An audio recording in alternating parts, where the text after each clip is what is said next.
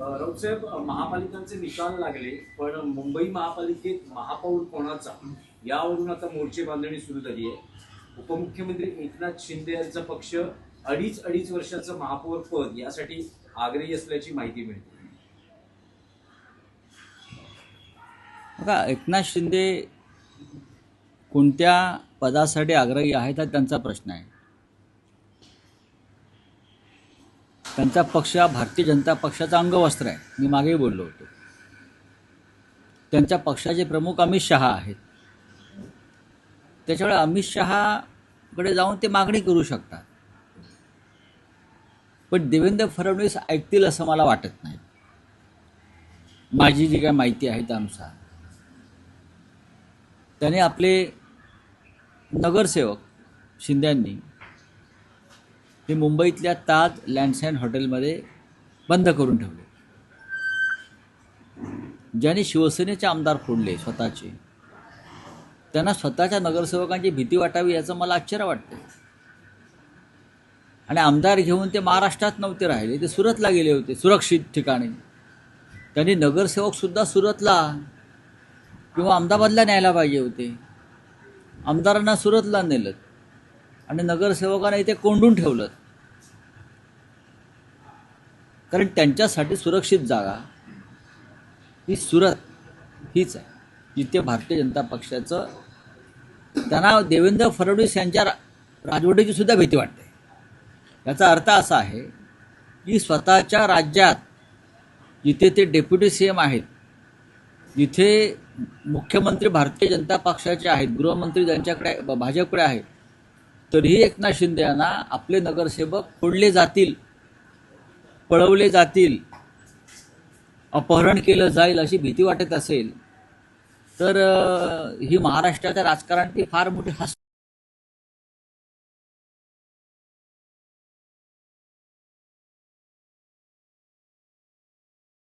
तुम्ही किती काळ कोंडून ठेवणार? जे नगरसेवक तुमचे आहेत ते मूळचे शिवसेनेचेच आहेत आणि त्यांना सुद्धा मनामध्ये आमच्यापर्यंत जे संदेश येत आहेत त्यांच्या मनामध्ये सुद्धा मराठी अस्मितेची ज्योत किंवा मशाल ही धगधगते आहे. भारतीय जनता पक्षाचा महापौर होऊ द्यायचा नाही हे जवळजवळ सगळ्यांनी ठरवलेलं आहे. ठीक आहे, बघू ना काय होतंय ते. रावसाहेब, आताच आपण म्हटलं की जे केलेले आहेत त्यांच्या मनातही ती धगधग आहे. त्याचाच असा संकेत येत आहेत का की जसं आपण कालही म्हणालेलं होतं की अजित पवारांच्या बाबतीत त्यांची घरवापसी होते, त्यावर तुम्ही सकारात्मकता दाखवली होती. तसंच आता हे जे तुम्ही विधान केलंय की जे शिवसेनेतनं गेलेले होते त्यांच्या मनातही धगधग आहे, याच्यातले घरवापसी होणार का? नगरसेवक जे आहेत सगळे जे निवडून आलेले आहेत त्यातले बरेचसे नवीन चेहरे आहेत. ते मूळचे शिवसैनिकच आहेत. ते मूळचे शिवसैनिकच आहेत. आणि जो शिवसैनिक असतो त्याच्या मनामध्ये मुंबईच्या संदर्भात एक वेगळी भावना आहे. त्याच्यामुळे भारतीय जनता पक्षाचा महापौर होऊ देऊ नये असं एक सगळ्यांच्या मनामध्ये एक विचार आहे, असं आमच्या लक्षात आलेलं आहे. आणि जरी तुम्ही किती कोंडून ठेवलं तरी इतकी साधनं असतात संपर्काची, दळणवळणाची, संदेश देण्याची, त्यानुसार संदेश येतच असतात. त्यानुसार त्यांची घरवापसी झाली तर तुमची सत्ता स्थापना होऊ शकते. बघा, काल माननीय शिवसेना पक्षप्रमुख उद्धव ठाकरे यांनी सांगितलं की मुंबईचा महापौर शिवसेनेचा किंवा ठाकरे बंधूंचा व्हावा यापेक्षा भाजपचा होऊ नये, ही सगळ्यांची भावना आहे. आणि देवाची इच्छा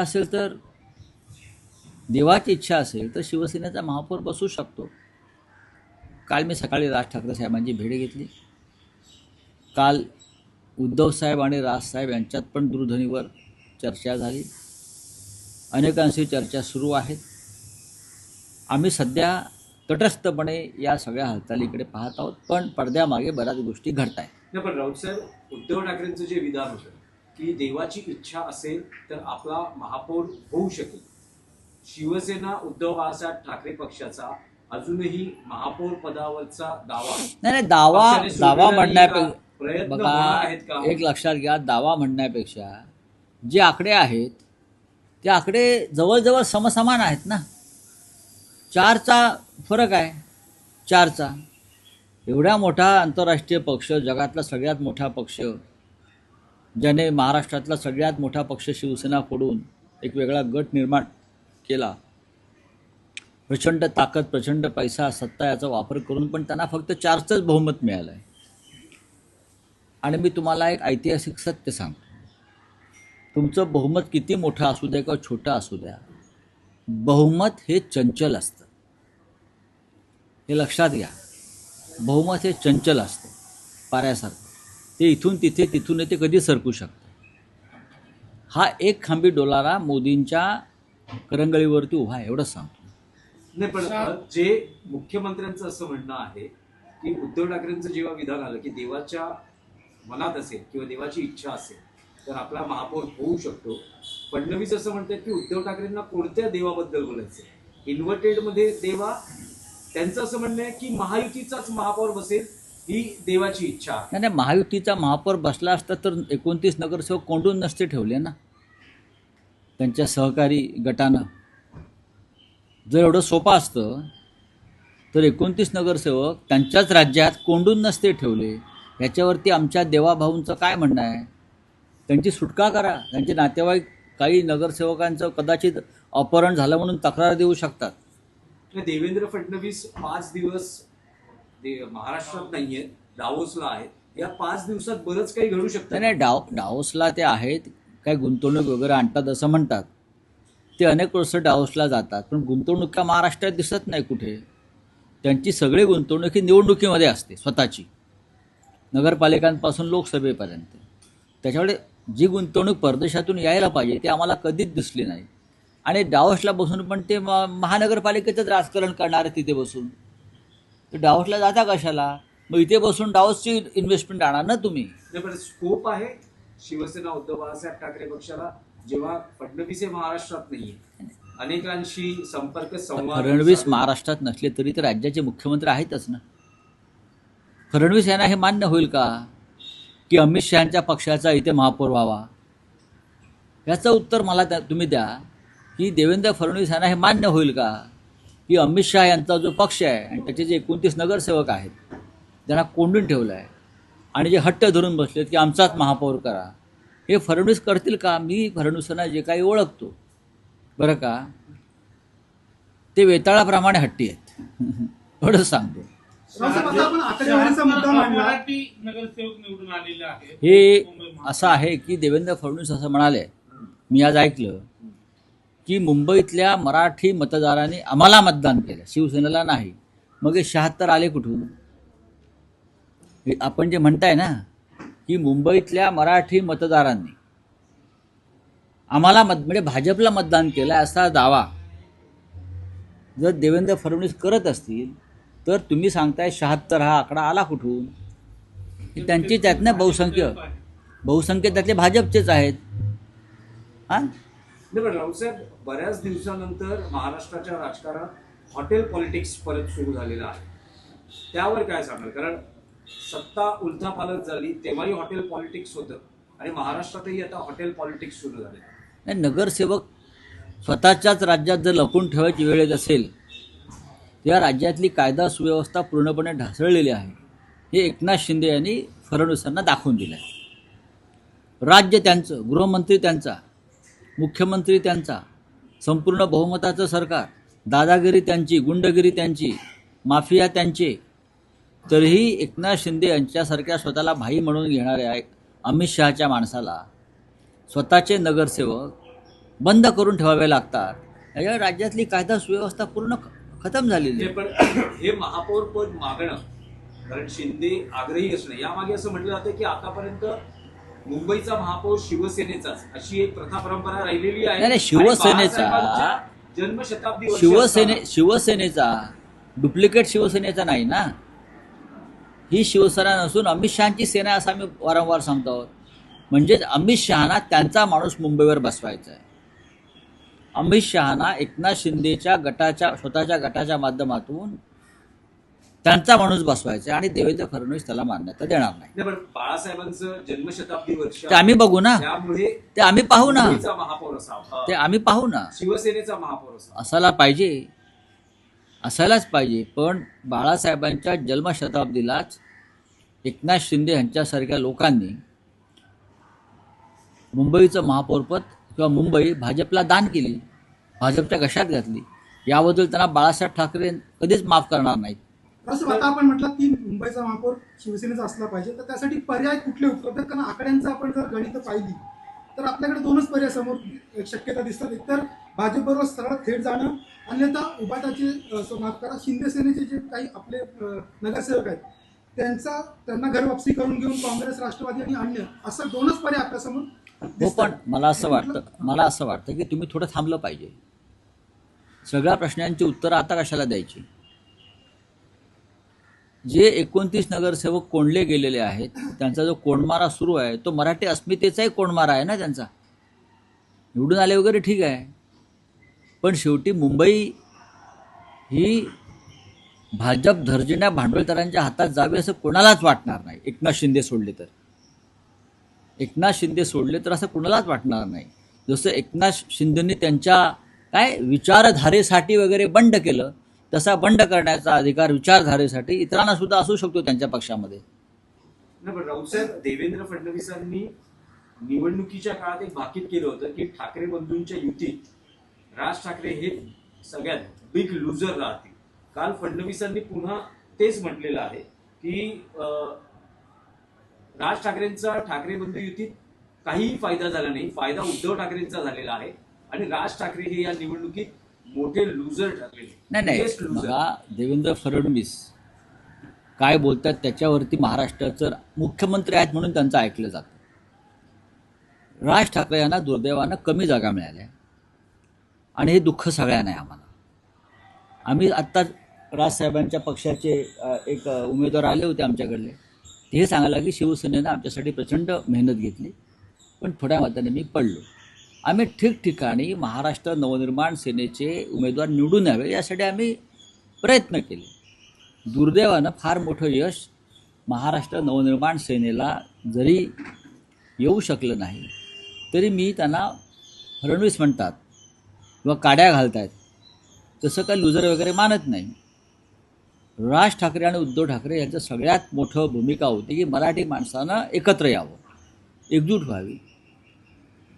मी असं मानतो की शिवसेनेचे निवडून आलेले 66 लोक हे राजसाहेबांचेच आहेत आणि मनसेचे 6-7 लोक जे आले तेही आमचेच आहेत.